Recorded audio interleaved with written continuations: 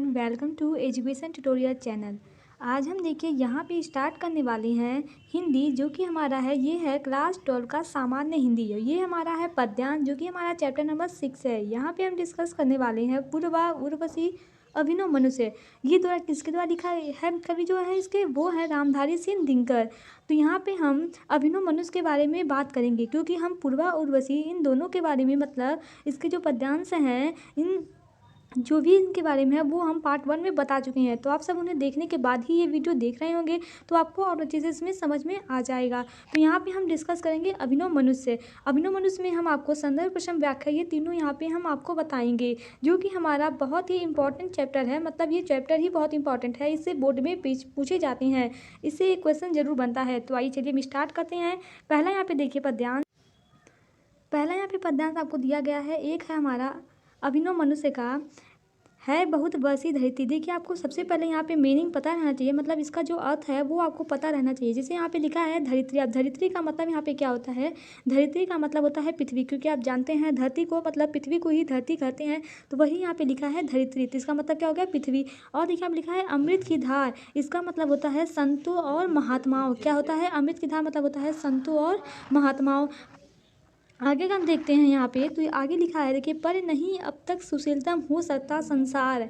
तो यहाँ पे देखिए आप सोच रहे होंगे कि सुशीलतम मतलब क्या होता है। जो सुशीलतल है यहाँ पे, सुशीतल जो है वो होता है शांत हृदय, और उद्गम मतलब होता है यहाँ पे उद्दान, जो लिखा है वो होता है प्रचंड। तो आइए हम सबसे पहले यहाँ पे देखिए आपको लिखना रहता है जो यहाँ पे है संदर्भ। तो संदर्भ आप किस प्रकार लिखते हैं, संदर्भ लिखने के लिए आपको देखिए सबसे मतलब जो टीचर होते हैं वो संदर्भ प्रसंग ही आपके देखते हैं। पद्यांश जो होता है वो आपको जिन्हें व्याख्या किए रहती हैं वो मतलब उतना ध्यान से नहीं देखते हैं। तो यहाँ पे आपको हम संदर्भ की बात करें तो संदर्भ में आपको सबसे पहले ये किस चैप्टर से, मतलब इसके शीर्षक कौन है, किस शीर्षक से लिया गया है, ये सभी आपको यहाँ पे मालूम रहने चाहिए।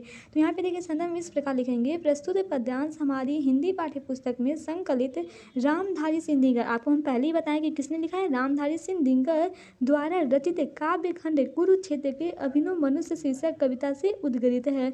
यहाँ पे देखिए ये अभिनव मनुष्य है, तो यहाँ पे लिखेंगे अभिनव मनुष्य शीर्षक से क्या है, उद्गृहित है। तो ये आपके क्या हो गए, यहाँ पे ये आपके हो गए संदर्भ। अब हम बात करते हैं इसके प्रसंग की। तो प्रसंग देखिए क्या होता है, प्रसंग मतलब होता है कि मतलब जो व्याख्या हम करते हैं उसका एक संक्षिप्त रूप होता है जो हमें प्राप्त होता है, वही हमारा इसका क्या होता है, प्रसंग। तो प्रसंग हमें 2-3 लाइन में बस लिखना रहता है। उसमें हम क्या करते हैं, इस पूरे जो हमारी पद्यांश दी गई है, इस पूरे पद्यांश का एक जो छोटा रूप होता है वो हमारा क्या होता है, यहाँ पे प्रसंग होता है। तो प्रसंग आप लिखेंगे, प्रस्तुत पद्यांश में कवि ने अभिनव मनुष्य की असीम आवश्यकताओं और लालसाओं का वर्णन किया गया है। तो आइए देखते हैं इसे व्याख्या के जरिए आपको हम और अच्छे से समझाने का प्रयास करते हैं। तो देखिएगा हम इसकी व्याख्या की बात करते हैं। तो पहले लिखा है, हे बहुत धरती धरित्री। कभी यहाँ पे देखिए कहते हैं कि संसार में अनेकों महान आत्माओं, देखा ना, हे बहुत धरती धरित्री बरसी धरित्री पर अमृत की धार। संसार में अनेकों महान आत्माओं ने प्रत्येक युग में जन्म लिया, जिन्होंने अपने अमृत रूपी उपदेशों के माध्यम से विश्व को शांति का पाठ पढ़ाने का प्रयास किया। देखिए लिखा है ना, नहीं पर अब तक सुशीलतम हो सका संसार। वो कहते हैं कि संसार में क्या हुआ, अनेक महान आत्माओं ने जन्म लिया। अब बहुत लोग यहाँ पे महान, आप सबके बारे में जानते होंगे। तो वही कहना कि धरती पे क्या हुआ, बहुत लोगों ने, महान आत्माओं ने इस युग में मतलब जन्म लिया है, जिन्होंने अपने अमृत रूपी उपदेश के माध्यम से विश्व को शांति का पाठ पढ़ाने का प्रयास किया है। आप बहुत के बारे में जानते होंगे, जैसे स्वामी विवेकानंद, ये सभी क्या, ये सभी ने आप सभी को क्या किया, हमेशा ज्ञान देने के प्रयास किए हैं, परंतु आज तक विश्व में शांति स्थापित नहीं हो सकी। फिर भी देखिए यहाँ पे क्या है कि वो कहते हैं कि फिर भी क्या है, शांति स्थापित नहीं हो चुकी। क्या अभी भी शांति है, नहीं। यही आप कहेंगे कि यहाँ पे क्या हुआ, शांति स्थापित नहीं हो सकी। प्रत्येक मनुष्य प्रकृतियों से ग्रसित हो चुका है। मनुष्य ईर्ष्या देश, देखिए लिखा है ना, मनुष्य क्या है, ईर्ष्या देश। ईर्ष्या देश मतलब क्या होता है, आप जानते ही होंगे, कपट, छल और घृणा आदि को अग्नि में निरंतर जलता जा रहा है। भोग लिप्सा, देख लीजिएगा, भोग लिप्सा आदि भी लहरा रही है, उद्गम बह रही है, असहाय नर की भावना निष्पन्न। भीष्म हूँ अथवा युधिष्ठिर, या ही हो भगवान, बुद्ध हूँ भी अशोक, गांधी हूँ ही इससे महान। कभी कहते हैं उन महान आत्माओं के अमृत रूपी वचन भी मनुष्य के हृदय में स्थित राग, द्वेष और भोग लिप्सा को भड़कती अग्नि की शीतल न कर सके। अब देखिए यहाँ पे इनका आशा क्या है, मतलब कहना क्या चाह रहे हैं इनका कहने का मतलब ये है कि मनुष्य को भोग लिप्सा की प्रवृत्ति से मुक्त कर पाने में उन महान आत्माओं के वचन भी निरर्थ सिद्ध हो गए हैं। मतलब कहने का मतलब यही है कि जो लोग आपको एक जो महान आत्माएं हैं, जो लोग हैं, वो आपको हमेशा क्या किए, शांति मतलब होने का मतलब जो आपको ज्ञान दिए, वो सब क्या है, वो सब निरर्थक है, क्योंकि अभी भी आप क्या हैं, बस ये मोह माया इसी सब में आप मिले हुए हैं। वर्तमान में एक ओर तो साधन संपन्न लोग लगातार भोग विलास में लिप्त मिलेंगे, वहीं दूसरी ओर ऐसे असहाय साधन हीन तथा विवश मनुष्य भी मिलते हैं जिनकी इच्छा भलीभूति नहीं होती है। इसी प्रकार यह कहना जा सकता है कि अनुचित नहीं होगा कि वर्तमान युग में महापुरुषों के अमृत रूपी वचन निष्फल हो रहे हैं। अतः हम ये नहीं कह सकते कि जो वर्तमान रूपी व्यक्ति में जो उन्होंने मतलब जो कहा है हमारे बारे में, वो क्या है, निष्फल हो मतलब हो गए, खराब हो गए, ये हम नहीं कर सकते। आगे देखेंगे, कहने का मतलब है कि इस धरती पर अनेक महापुरुषों ने जन्म लेकर अपने श्रेष्ठ आचरण से लोगों को क्या क्या सुगत और अग्रसित करने के लिए उपदेश दिए। आप मतलब कई लोग से आप जिससे आप मोटिवेशन आपको चाहिए होता है, तब आप बहुत लोग के देखते हैं, डॉक्टर APJ अब्दुल कलाम, उनसे भी आप सीखते हैं। तो उनका कहने का मतलब ये है कि कई लोग महान व्यक्ति आए हैं, इनसे हमको क्या दिया, हमको हमेशा प्रेरणा देने की कोशिश की है, लेकिन हम अभी भी क्या है, भोग विलास में लिपटे हुए हैं। तो आगे भी कहते हैं कि दृढ़ निश्चय भीष्म को आप जानते होंगे कितना था, वो बहुत दृढ़ निश्चय थे।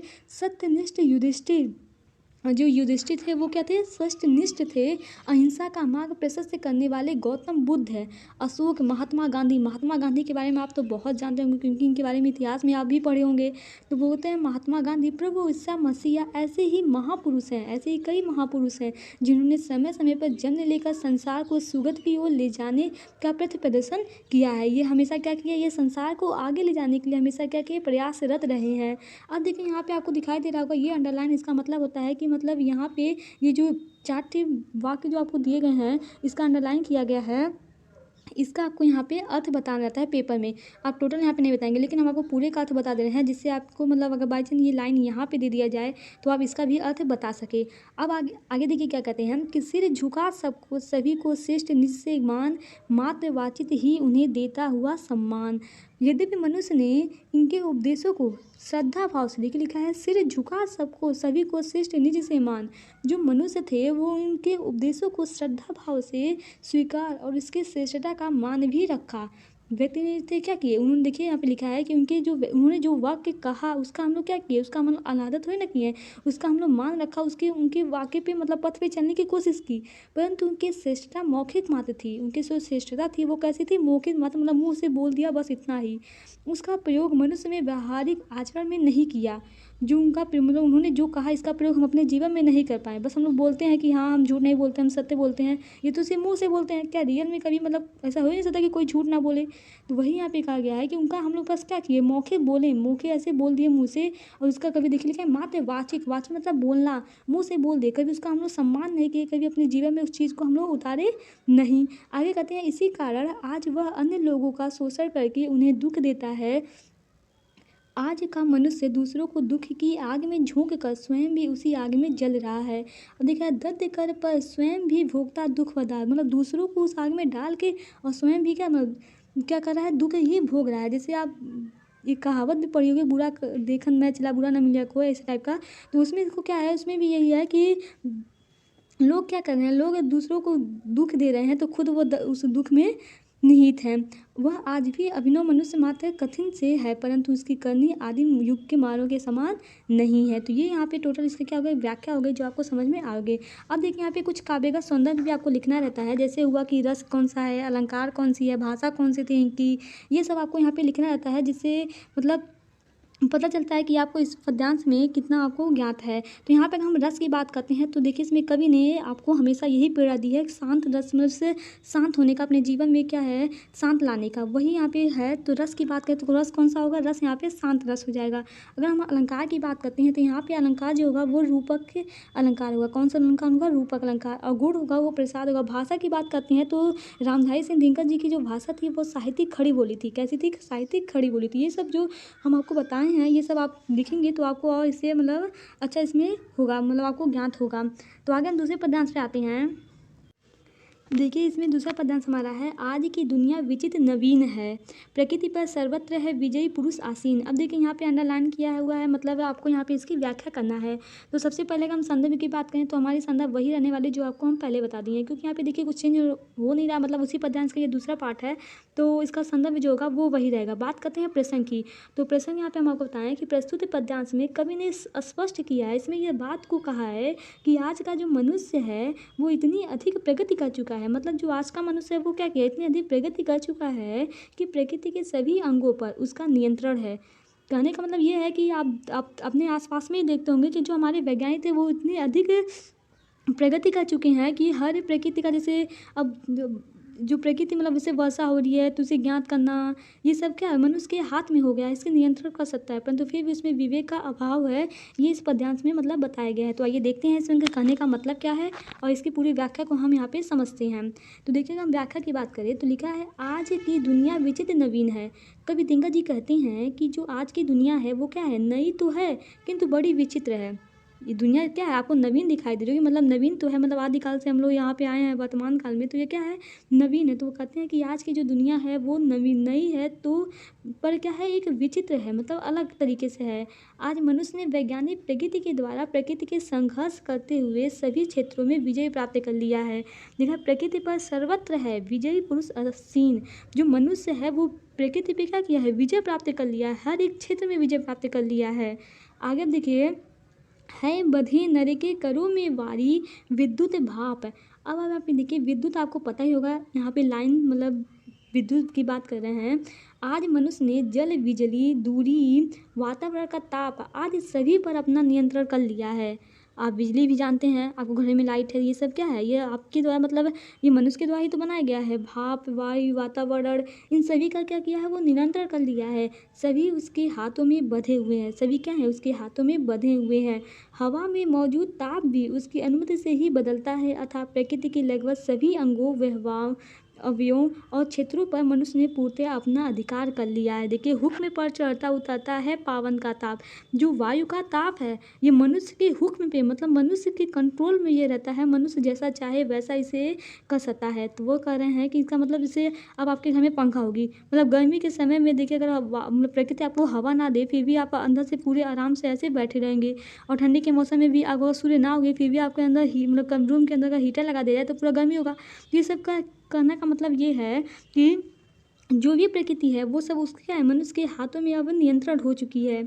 आगे देखिए कहता है नहीं बाकी कभी वहदान लांग सकता न सहित गिरी सिंधु का सिंधु एक समान। आगे वो कहते हैं कि आज का मनुष्य हर दृष्टि से इतना अधिक उन्नत और साधन संपन्न हो चुका है कि वह नदी पर्वत सागर सभी को समान रूप से पार कर सकता है।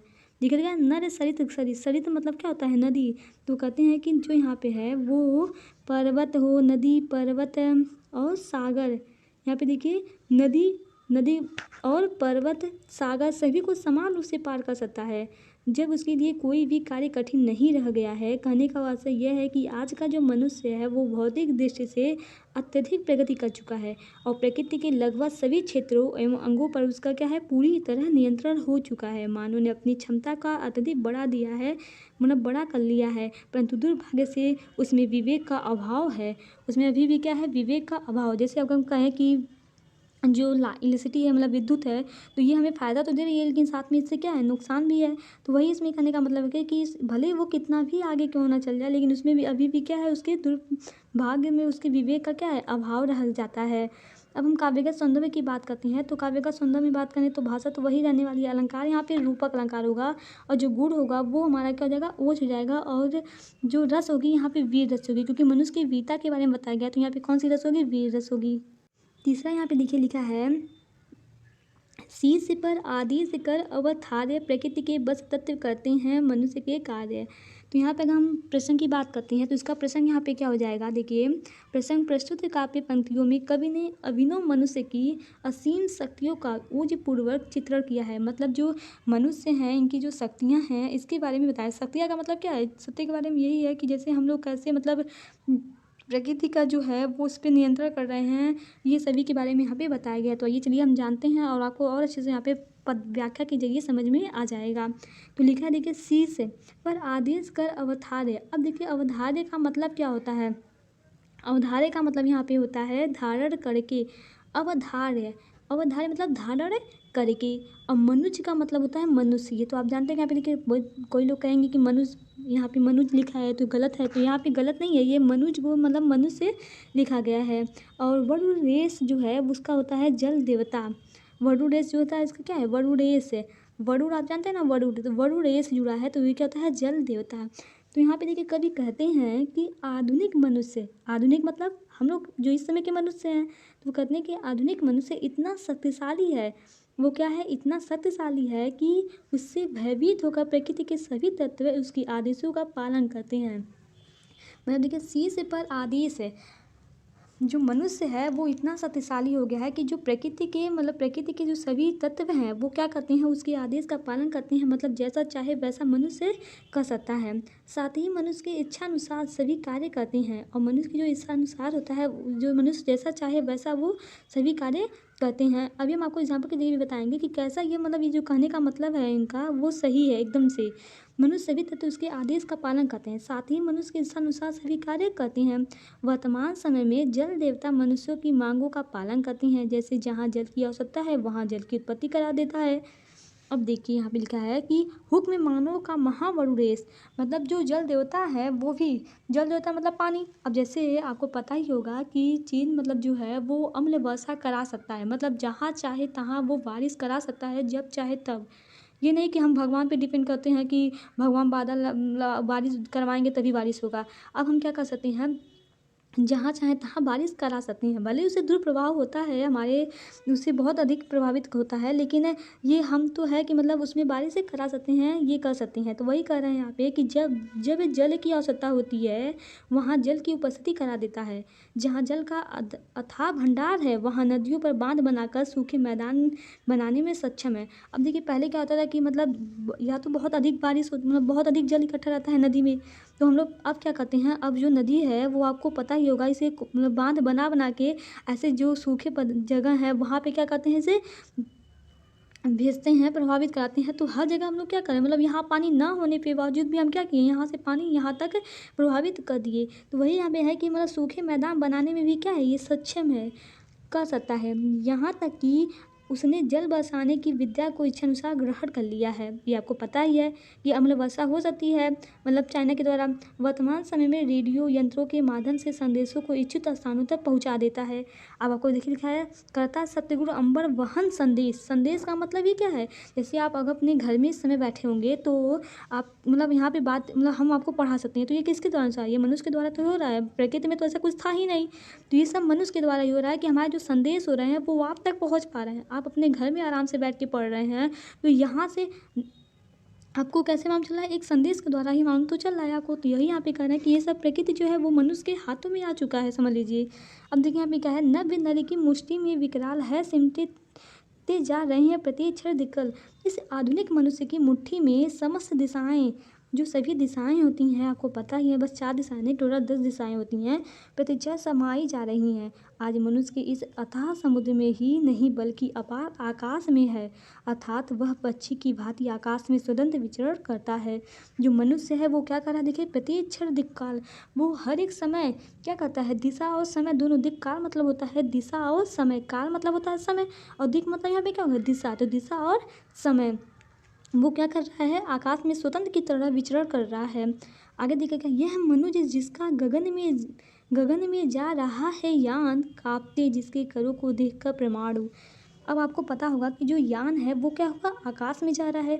तो वही यहाँ पे कवि कह रहे हैं कि अभिनव मनुष्य इतना अधिक शक्तिशाली है कि उसके हाथों की जो अपार शक्तियाँ हैं, शक्तियाँ को देखकर परम शक्तिशाली परमाणु भी भयभीत होकर धर धर काँपने लगता है।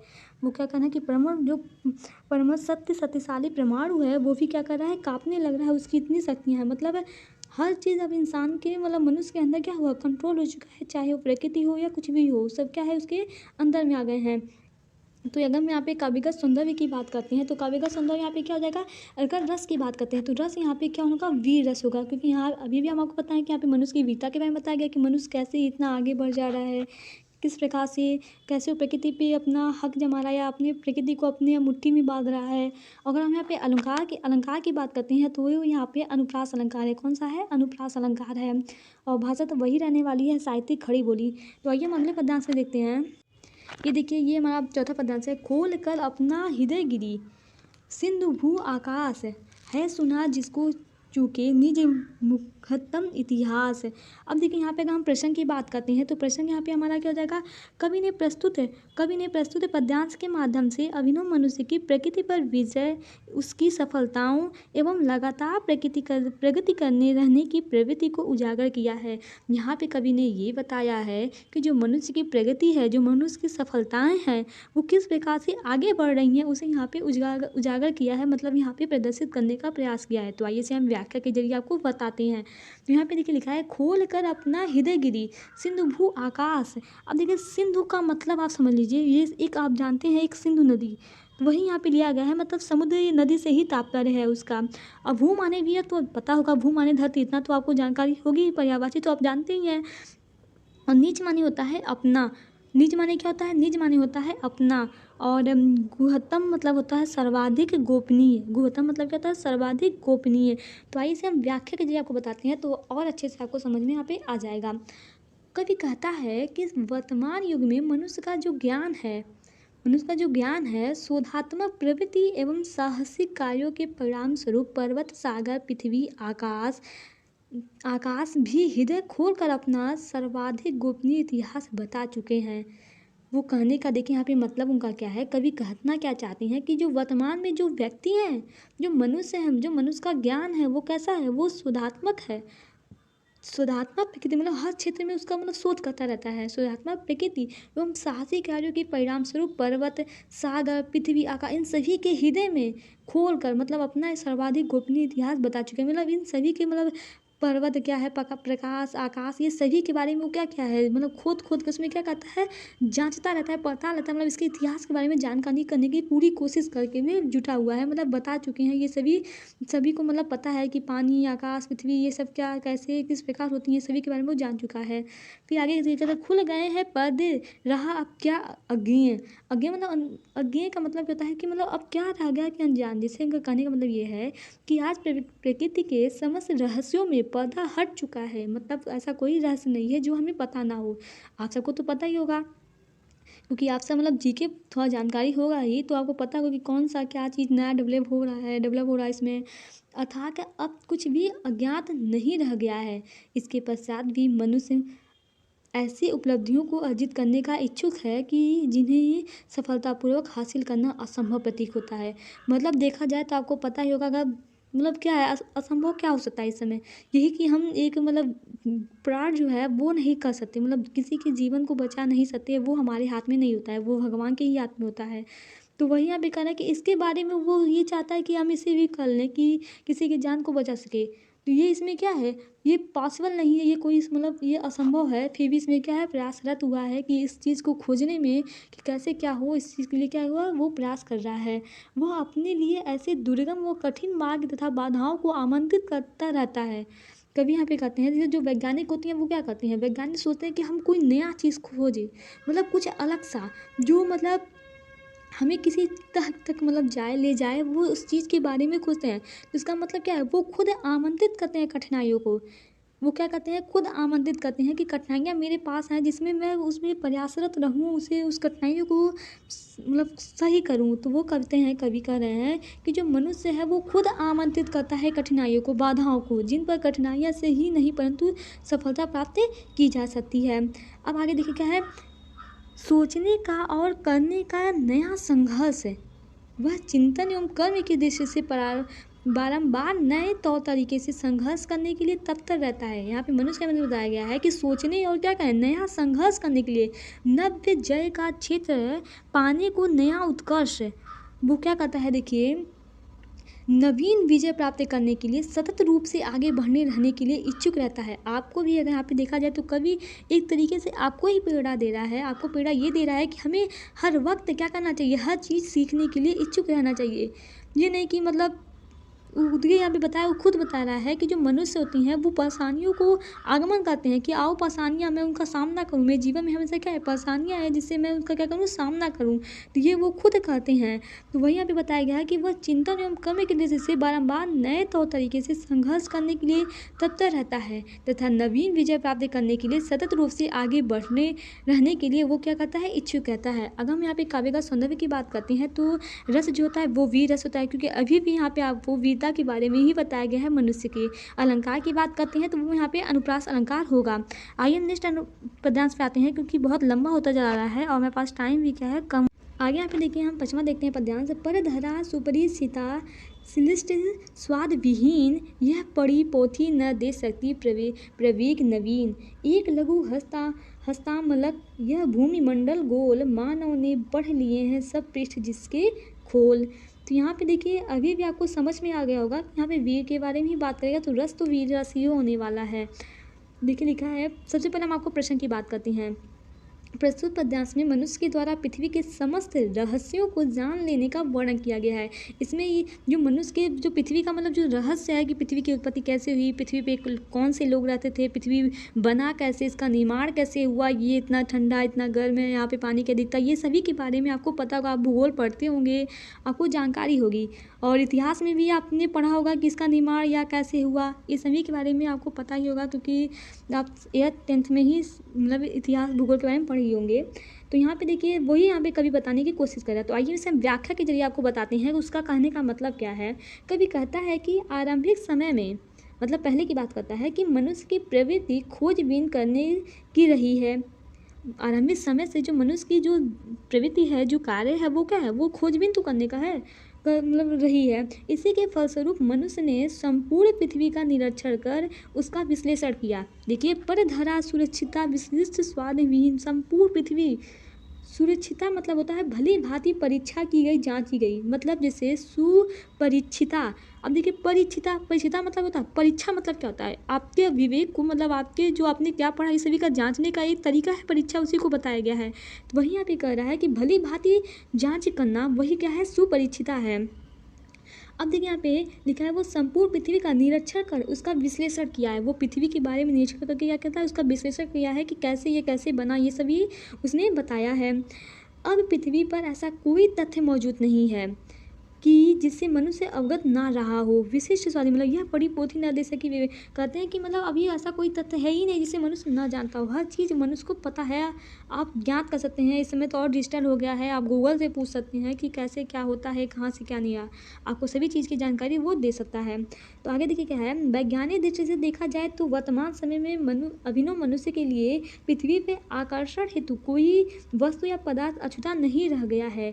उसने पृथ्वी से संबंधित सभी रहस्यों को जानकारी प्राप्त करी थी कि यह बड़ी पोथी न दे सकी प्रवेश, ऐसा कोई मतलब रह ही नहीं गया है कि जिसके बारे में वो ना जानता हो। हर चीज़ के क्षेत्र में, हर एक क्षेत्र में उसे पता है। आपके दिमाग में जो क्वेश्चन उठता है वो हर एक चीज़ का जवाब है। इस समय आप बुक से प्राप्त कर सकते हैं, आप कहीं से भी पता कर सकते हैं, उस चीज़ का मतलब उजागर हो चुका है। आगे देखिए क्या लिखा है, एक लघु हस्तामलक, यह भूमि मंडल गोल। हस्तामलक मतलब क्या होता है, हाथ में रखा आंवले की भांति। हाथ में आप आंवला को देखे होंगे, वो गोल सा अंडा का ना गोल सा होता है आंवला हाथ में ऐसे। तो आप देखिए जैसे हाथ में ऐसे आंवला रख दीजिए ना, तो वैसे यहाँ पे दिखाने का मतलब क्या है, ये आपका अगर हाथ है ऐसे करके बना है, जो भी हाथ हो आपका ऐसे हाथ, तो ये गोल सा आपका जो इसमें है वो क्या है, पृथ्वी है, मतलब हाथों में पृथ्वी है। ऐसे का मुट्ठी बांध लेना ऐसे करके, तो ये हमारी जो पृथ्वी है वो उसमें क्या हो जाएगी, समाहित हो जाएगी। तो वही यहाँ पे कह रहा है कि मनुष्य के लिए पृथ्वी से संबंधित जानकारी बहुत आसान हो गई है, जैसे हथेली पे रखा गोल मटोला छोटा सा आंवला हो।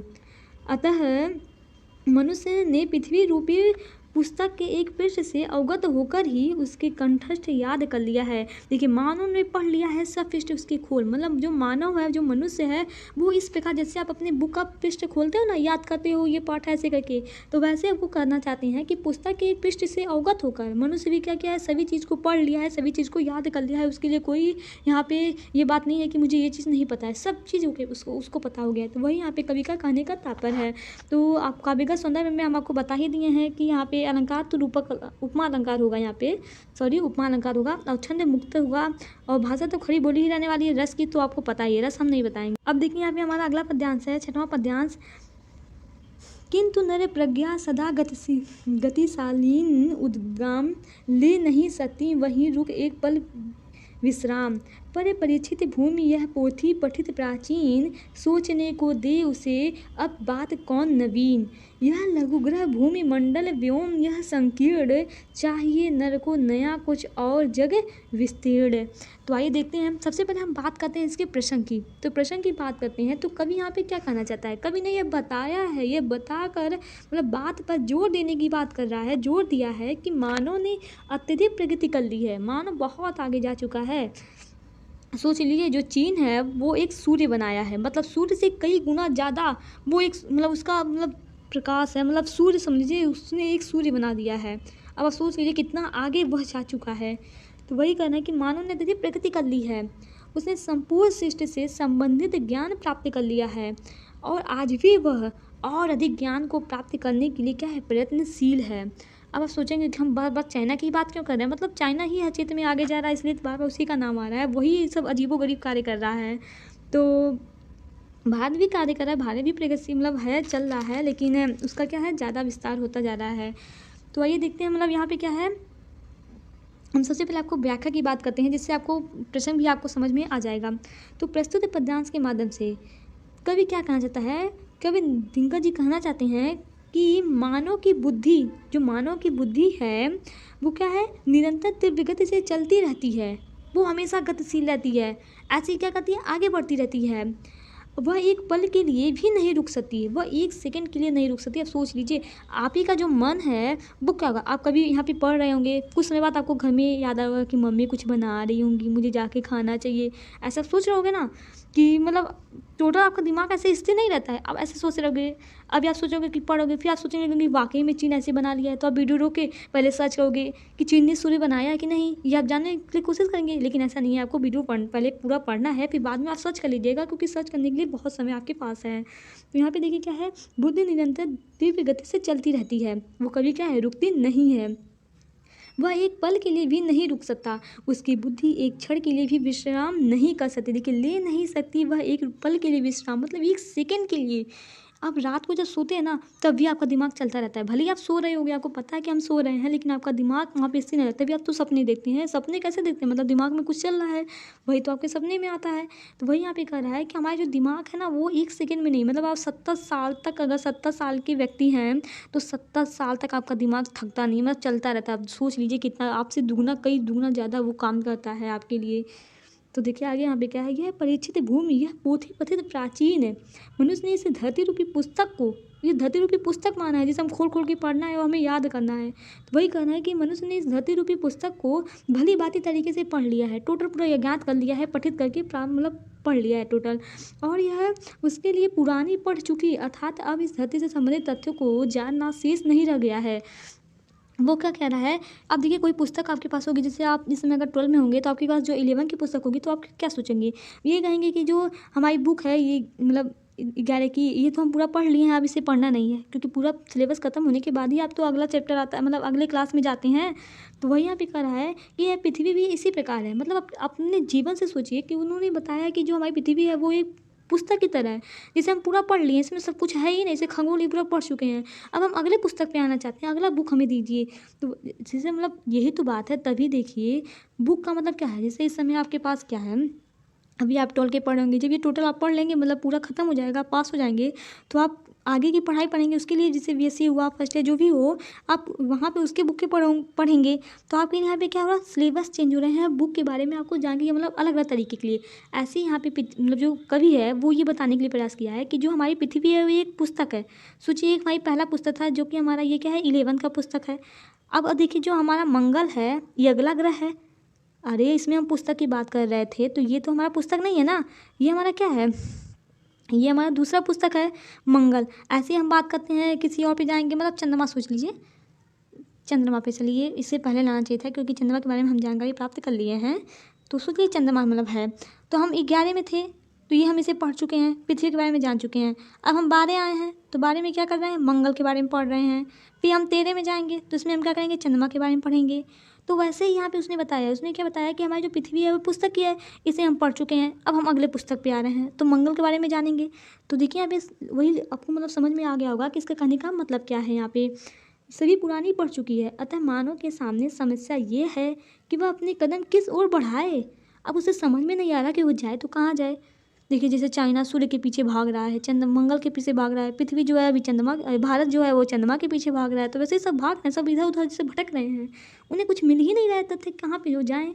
अतः मानव के सामने समस्या यह है कि वो क्या करें, इसे इधर मतलब कहाँ पैर डाले, वह किस नई दिशा में और उन्मुख हो। ये संपूर्ण भूमंडल वातावरण उसके लिए मात्र क्या है, छोटा सा ग्रह बन गया है। ये जो पूरा है ना, मंगल पृथ्वी सब जो भी हो, ये सब क्या है, एक छोटा सा मतलब बन गया है, एक छोटा सा ग्रह बनकर रह गया है। आगे देखिए क्या है, चाहिए नर और को नया कुछ और जगह विस्तृण, मतलब कभी क्या कहता है, कभी मतलब विस्तृत आकाश है, अब उसके लिए सिकुड़ गया है। ये जो पूरा फैला हुआ आपको आकाश दिखाई दे रहा है, आप सोच रहे होंगे कि बहुत बड़ा है पृथ्वी, ऐसा तो कुछ है नहीं, क्योंकि हम इसके बारे में जानकारी प्राप्त कर लिए हैं। तो आप यहाँ पे काउंट कर सकते हैं कि कितनी लंबाई है, कितनी चौड़ाई, ये सब आप मालूम कर सकते हैं। अब देखिए सीमित हो गया है। अब आज आज का जो मानव है वो अपनी गतिविधियों के विस्तार के लिए कोई नया क्षेत्र चाहता है। मतलब उसे जैसे आप सोचते हैं कि कोई हमें नया बुक मिले पढ़ने के लिए जो इससे अच्छा कंटेंट दे हमें, तो आप ये सोचते हैं। वैसे जो हमारे वैज्ञानिक हैं वो क्या सोचते हैं, वो सोचते हैं कोई हमें नया चीज़ मिले जिसके बारे में हम नया जानें, वो ये सोचते हैं, नई चीज़ों के बारे में जान सकें। वह नए और विस्तृत संसार की खोजने के लिए सतत प्रयत्नशील है।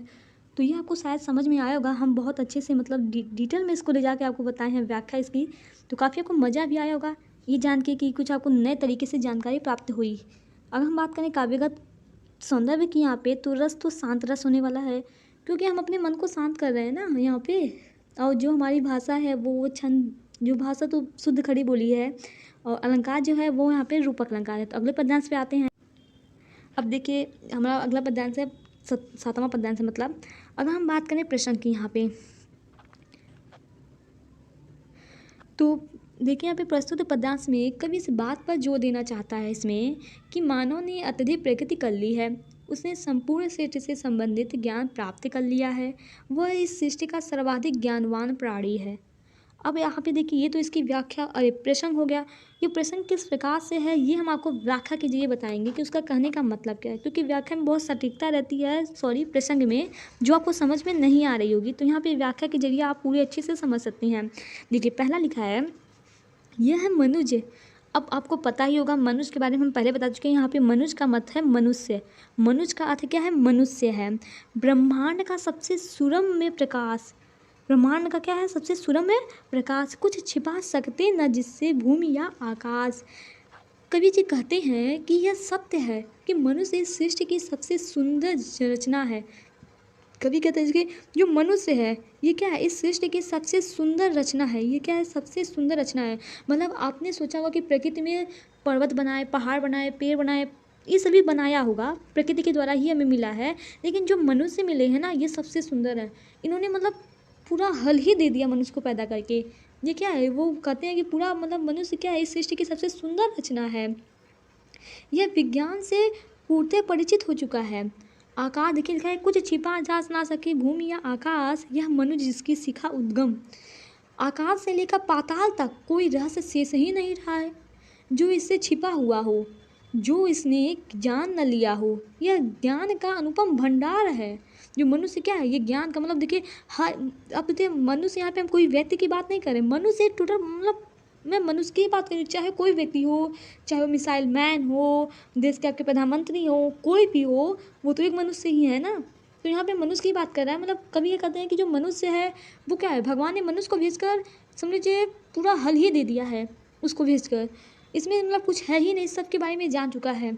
आगे देखिए, कह रह जिसको चराचर भक्ति युक्त प्रणाम, चर और अचर, चर अचर आपने मैथ में पढ़ा होगा, तो यहाँ पे देखिए वो वाला चर अचर नहीं है, यहाँ पे कुछ दूसरा है, चर और अचर सभी इसको भक्तिपूर्वक प्रणाम करते हैं। यह मनुष्य सृष्टि का श्रृंगार है। ये मनुष्य क्या है, ये सृष्टि का, अब तुझे अगर मतलब जो सृष्टि है, इस सृष्टि में अगर मनुष्य ना रहे तो बेकार है, वो सृष्टि कहेगा ही नहीं कोई।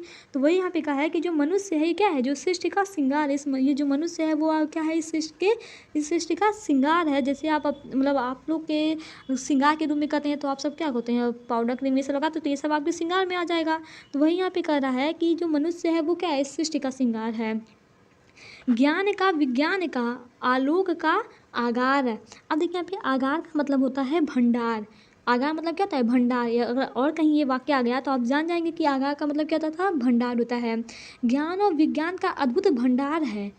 इसके पास क्या है, ज्ञान और विज्ञान का क्या है, बहुत अद्भुत मतलब बहुत अधिक भंडार है। इतना सब होते हुए भी यह इसका वास्तविक परिचय नहीं है और न ही इसमें उसका कोई महानता की है। देखिए, व्योम से पाताल तक सब कुछ है इसे के ज्ञेय, पर न है ये परिचित मनुष्य का, न ही उसका श्रेय है। मतलब न ही वो परिचित है इससे और न ही इसमें उसकी कोई महानता है। उसकी महानता तो इसमें है कि वह अपनी बुद्धि की दासता से युक्त हो और बुद्धि पर उसके हृदय का अधिकार हो, अर्थात वह बुद्धि के स्थान पर अपने हृदय का प्रयोग अधिक करे। देखिए, कहने का मतलब क्या है कि वो भले ही दुनिया को जान चुका है, इस पूरे पृथ्वी ब्रह्मांड सब चीज़ में वो क्या है, जान चुका है सब चीज़, लेकिन अभी भी जो मनुष्य है ना वो क्या करती हैं, वो दिमाग का प्रयोग करती हैं। और हर जगह हमें दिमाग यूज नहीं करना चाहिए क्योंकि वो चीज़ कहीं गलत भी रहती है। हमें दिल और दिमाग दोनों से कार्य करना चाहिए। कई टीचर आपको बताएंगे कि हमें दिल और दिमाग दोनों तरीके से सोचना चाहिए। तो वैसे ही वहाँ पे कह रहा है कि ये वैसे कभी कहना चाहता है कि अभी भी जो मनुष्य है वो क्या करता है, सिर्फ दिमाग का, सिर्फ बुद्धि का यूज कर रहा है, वो हृदय का प्रयोग ही नहीं कर रहा है। तो वही कहते हैं कि वो पृथ्वी के मतलब बुद्धि के स्थान पर अपने हृदय का प्रयोग अधिक करे, वह असंख्य मानव के प्रति अपना सच्चा प्रेम रखे। अब देखिए, अगर आपको पता ही होगा, हिरोशिमा नागासाकी आप ही के चैप्टर का है पार्ट, आप पढ़े ही होंगे। मैंने होती बनकर देखा, इस सब चैप्टर में आपने पढ़ा होगा हिरोशिमा नागासाकी, शायद उसी में है। तो हिरोशिमा नागासाकी का अगर देखा जाए तो वहाँ पे मतलब क्या है, अगर जो जो जिसने परमाणु बम गिराया था, अमेरिका ही गिराया था, अगर वो थोड़ा सा अपने दिल से सोचता तो क्या किसी मनुष्य को दुख दर्द देने की उसकी इच्छा तो होती नहीं, लेकिन उसने वहाँ पे अपना दिमाग यूज़ किया और उतने अभी भी वहाँ पे उसकी स्थिति सही नहीं हुई है। अभी वहाँ पे जो भी लोग होते हैं वो विकलांग टाइप के मतलब होते हैं। तो सोचिए, अभी भी उसका प्रभाव वहाँ पे कुछ है मात्रा में।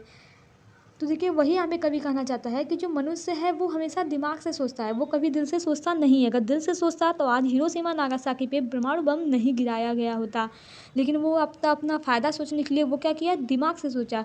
तो वही यहाँ पे कवि कहते हैं कि मानव के प्रति अपना क्या है, सच्चा प्रेम रखें, वो यहाँ पे ये बताना चाहते हैं। आगे देखिए क्या है, श्रेय मानव की असीमित मानव के प्रीत एक नर से दूसरे के बीच विधान। देखिए आगे कहते हैं दिग्गज जी कि ये मनुष्य ज्ञानी है, विद्वान है, जो मनुष्यों के बीच में बढ़ती हुई दूरी को मिटा दे।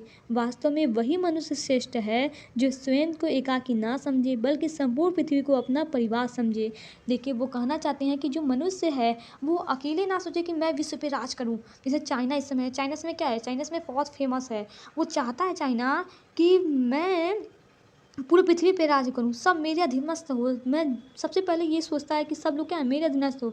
तो ऐसा तो हो नहीं सकता कि वो अकेला व्यक्ति हो, अकेला होकर मतलब पूरा पृथ्वी पे राज करेगा।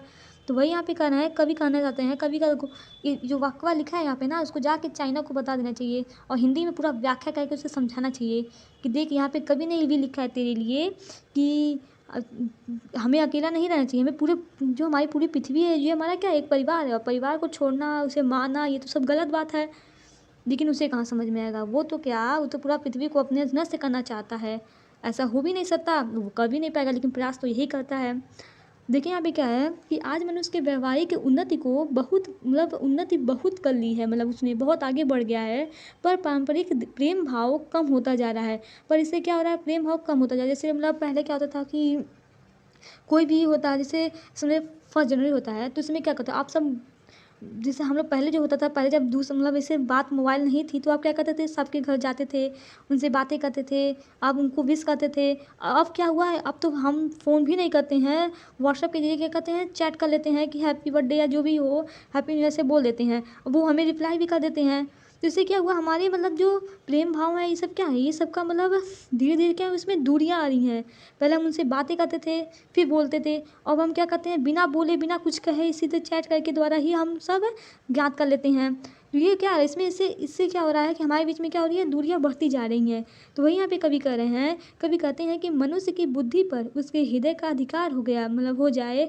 वास्तव में ज्ञानी वही है जो मानव मानव के बीच में अंतर समाप्त कर दे। ज्ञानी व्यक्ति वही है जो मानव और मानव के बीच में क्या है, अंतर जो है वो इसे समाप्त कर सकते हैं। वही क्या है, सबसे अधिक ज्ञानी है। तो आपको समझ में आया होगा, क्योंकि मैंने आधुनिक एग्जाम्पल लिया है और आप इसे और अच्छे से समझ गए होंगे कि उसके कहने का मतलब क्या था। अगर हम काव्य का सौंदर्य की बात करते हैं तो जो रस है यहाँ पे वीर रस है, और अलंकार यहाँ पे रूपक अलंकार है, और भाषा क्या है यहाँ पे खड़ी बोली है। चलिए हम आगे देखते हैं। देखिए हमारा 8वां पद्यांश है ये, सावधान मनुष्य, आपको आप सावधान कर रहा है।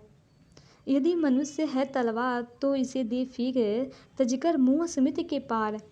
तो यहाँ पे सबसे पहले अगर हम बात करते हैं, देखिए बहुत इंपॉर्टेंट है, आपको यहाँ पे दिखाई दे रहा होगा 2020, 19, 17, 12 ये सभी मतलब लगातार पूछा जा चुका है। अब आप सोच लिए 2022 हो या 23 हो या 24 है, इस समय में पूछा जा चुका, मतलब पूछेगा आने वाले समय में क्या हुआ, पूछेगा आपसे। तो इसके बारे में थोड़ा आप डिटेल में हम बताएंगे और ध्यानपूर्वक आप इसे समझिएगा। तो सबसे पहले हम बात करते हैं प्रसंग। संदर्भ तो आपको पता ही होगा, संदर्भ वही रहने वाला है। तो प्रसंग देखिए यहाँ पे क्या होगा, प्रस्तुत पद्यांश में कवि ने विज्ञान की नकारात्मक व विनाशकारी परिणामों के प्रति मानव को सचेत करने का प्रयास किया है। कवि यहाँ पे ये बताना चाहता है कि जो आप ये प्रयास कर रहे हैं, ठीक कर रहे हैं, लेकिन इसका जो नकारात्मक जो विनाशकारी प्रभाव होगा, जो परिणाम होगा, ये आपको मतलब उससे सचेत कर रहा है कि आप इससे बच सकते हैं। जैसे कि हम बता दें इस समय क्या हो रहा है, इस समय कोरोना है। ये भी समझ लीजिए हमारे द्वारा ही ऐसे कुछ गलत कार्य किए गए हैं मनुष्य के द्वारा ही, जिसका प्रभाव हम जिसके मतलब हम खुद उसका प्रभाव मतलब उसके खुद बन जा रहे हैं। तो वही यहाँ पे कहने का मतलब है, ये कार्य तो किया मतलब चाइना से आया कोरोना, लेकिन सभी लोग भोग रहे हैं उसका गलती तो उसने की, लेकिन सभी लोग क्या हो रहे हैं, भोग रहे हैं यहाँ पे। तो इसके हम व्याख्या के जरिए आपको बताते हैं। कवि दिनकर जी कहते हैं कि विज्ञान के माध्यम से मानव जो है प्रकृति के साथ संघर्ष करते हुए अनेक ऐसे नए उपकरण, देखिए सावधान मनुष्य ये है विज्ञान की तलवार, तो इसे देखे वो मतलब कहने का इनका मतलब देखिए क्या है कि विज्ञान मतलब मानव ने प्रकृति के साथ संघर्ष करते हुए अनेक ऐसे नए उपकरणों एवं प्रयोगों को विकसित किया है जिससे वह प्रकृति को नियंत्रित कर सके। ऐसे कई उन्होंने उपकरण बनाए हैं जिससे क्या करें, प्रकृति को नियंत्रित कर सके। जिससे अगर भूकंप आता है तो आपको 2-3 दिन पहले ही सूचना मिल जाती है कि यहाँ पे इस क्षेत्र में भूकंप आने वाला है। तो ये सब कैसे हो सकता है संभव, ये क्या है, मानव के द्वारा जो किया गया कार्य है। तो वही यहाँ पे कह रहे हैं कि मतलब उन्होंने ऐसा मतलब विकसित किए हैं कि जिससे वह प्रकृति को नियंत्रित कर सकता है। अब जैसे आपको पता ही होगा कि कोई भी अगर उल्का पिंड पृथ्वी से मतलब टकराने की कोशिश करता है तो हमारे जो वैज्ञानिक हैं, जैसे नासा हुआ, ये सभी क्या करते हैं, उसे दूर भेज देते हैं। तो इससे हम लोग सेफ हो जाते हैं, बच जाते हैं। ठीक है, उन्होंने प्रयास किया, हम ये नहीं करें कि गलत किया, वैसे हमारे ढेर नुकसान होता। तो उसने प्रयास किया है, प्रकृति को नियंत्रित करने की इच्छा ने जिन नवीन वैज्ञानिक खोजों को जन्म दिया है, देखिए खोजों को क्या किया है, जन्म दिया है, उनसे वातावरण में विनाश की परिस्थितियाँ उत्पन्न हो गई हैं। भले इसने प्रयास किया लेकिन इससे क्या हुआ, इससे वातावरण में हमारे ही खिलाफ मतलब विनाश की परिस्थितियाँ उत्पन्न हो गई हैं। जैसे इस समय क्या हो रहा है, हम पेड़ों की कटाई करके घर बनवा रहे हैं, ठीक है घर बनवा रहे हैं, लेकिन इससे जो पेड़ की कटाई होने से क्या हो रहा है, हमारा यहाँ पे पर्यावरण दूषित हो रहा है, ये हमारे ऊपर ही नुकसान कर रहा है। तो वही यहाँ पे कहना है कि विज्ञान का दुरुपयोग मानव की कलाकारी साधनों के विनाश का कारण बनता जा रहा है। विज्ञान का जो दुरुपयोग है वो क्या है, मानव के विनाश का कारण बन सकता है। अब आगे देखिए क्या है, यही कारण है कि कवि दिनकर जी अभिनव मानव को सावधान करते हुए कहती हैं, वो ये चीज़ बताते हैं कि हे मानव, तू विनाशकारी तिछ धार वाली तलवार से, देखिए क्या है, सावधान मनुष्य, वो सावधान करती हैं। कवि यहाँ पे सावधान कर रहे हैं मनुष्य को कि हे विज्ञान के मतलब यही यदि कहते हैं कि तू विज्ञान रूपी तिछ धार वाली तलवार से खेलना छोड़ दे। वो कहते हैं जो तुम इसमें जो कार्य कर रहे हैं क्या है, ये एक विज्ञान रूपी तलवार है, धार वाली तलवार है, जिसे आप खेल रहे हैं, और खेलने में तो आपको चोट लगेगी ही। तो यह मानव समुदाय के हित में नहीं है। यदि विज्ञान तिछ तलवार है तो इस मोह को त्याग कर फेंक देना ही उचित है। इस विज्ञान रूपी तलवार पर अभी मनुष्य को नियंत्रण प्राप्त करना मुश्किल है। अभी मनुष्य अबोध शिशु की तरह है, देखिए लिखा है ना, तो इसे दे फेंक, तुम इस धार रूपी तलवार को फेंक दो। यहाँ पे देखिए तलवार कोई खेलने की वस्तु नहीं है।